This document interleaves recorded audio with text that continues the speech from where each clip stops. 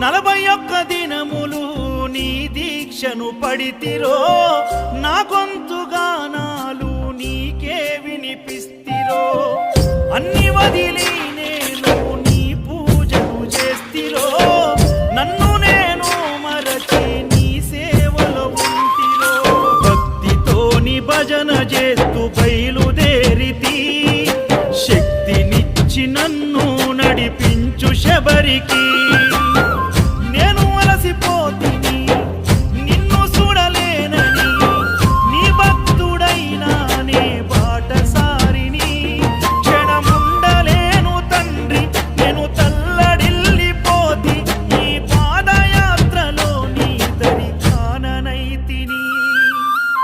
ఎంత దూరం